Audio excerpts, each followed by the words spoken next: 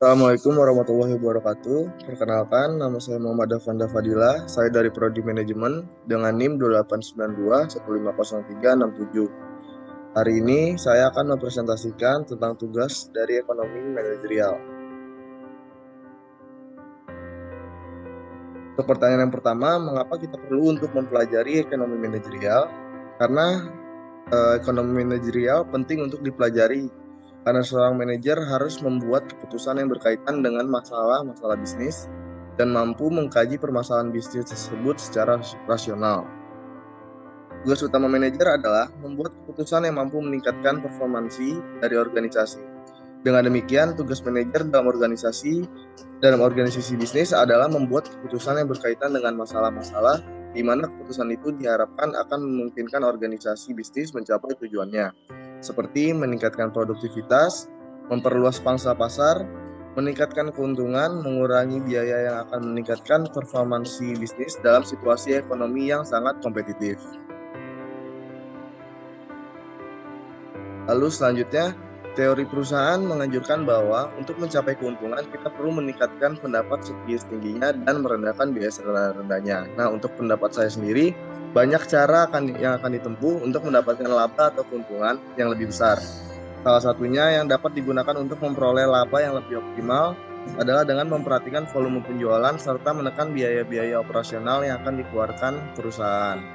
Dalam hal ini, perusahaan diharuskan agar selektif dalam menjual produk kepada konsumen, sehingga target volume penjualan yang telah direncanakan oleh perusahaan dalam periode tertentu bisa tercapai dengan optimal dengan biaya operasional yang efisien.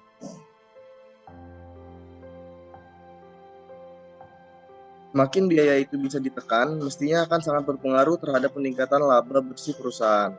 Besarnya biaya ini akan mengurangi laba atau penambah rugi perusahaan.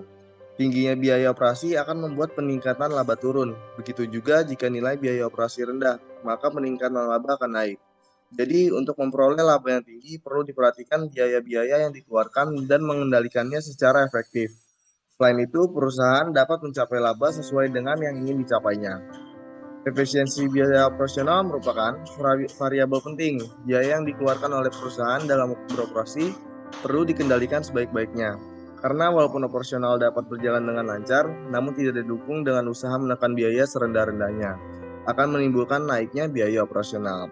Selain menekan biaya, untuk memperoleh laba yang optimal, perusahaan juga harus memperhatikan volume penjualan. Volume penjualan merupakan jumlah total yang dihasilkan dari kegiatan penjualan barang. Semakin besar jumlah penjualan yang dihasilkan perusahaan, semakin besar kemungkinan laba yang akan dihasilkan perusahaan. Lalu yang terakhir, jika Anda seorang pengusaha restoran Western yang akan buka di Indonesia, sebutkan dan jelaskan faktor-faktor yang berpengaruh terhadap bisnis restoran Anda. Untuk faktor-faktornya sendiri, ada dari kualitas makanan. Makanan tidak sekedar enak, akan tetapi perlu memperhatikan keamanan dan kenyamanan pada saat makanan disantap. Perlu memperhitungkan faktor kesehatan makanan yang dibuat. Lalu selanjutnya ada tempat. Tempatnya juga harus strategis letaknya, kesesuaian antara makanan dan target konsumen yang disetujui.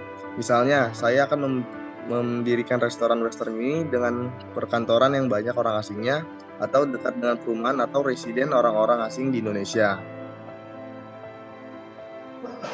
Lalu selanjutnya, persepsi. Persepsi yang dibangun dengan simbol-simbol dan tampilan baik di dalam atau di luar ruangan, dan membangun persepsi dengan cara mengemas makanan dan melayani konsumen dengan baik. Lalu dari segi promosi, promosi bisa dilakukan macam-macam dengan penyebaran brosur, pasang spanduk, lewat internet, majalah, atau media penyiaran. Dan ada promosi langsung dengan memakai lidah konsumen. Lalu yang terakhir ada standar operasional producer atau SOP, yaitu kita harus memikirkan manajemen pelayanan, pilihan menu yang dibuat, penyajian, cara melayani konsumen, dan bentuk fisik tampilannya harus mempunyai SOP yang sama. Nah, untuk presentasinya sekian dari saya, kurang lebih mohon maaf. Wassalamualaikum warahmatullahi wabarakatuh.